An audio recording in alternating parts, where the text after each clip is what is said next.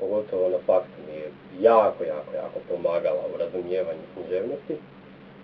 Međutim, ono što nisam znao, čak na fakultetu nas nisu to učili, je da je pisala poeziju.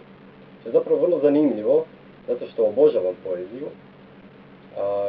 Još jedan od razloga zašto je volim je zato što su je mnogi ilustrirali.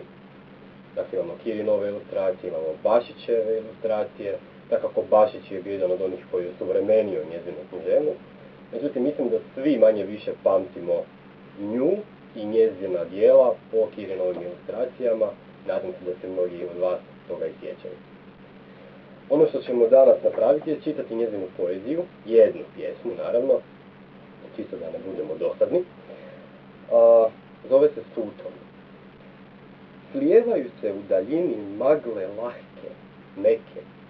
Ili su magle, ili su vode, razlivene rijeke.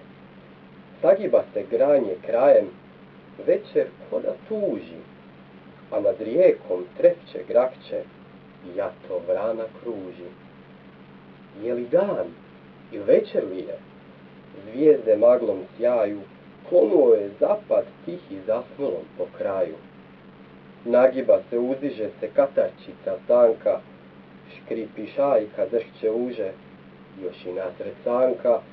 Je li dan, ili večer li je? Plače moja duša, obavita maglom lakom, tužne vrane tu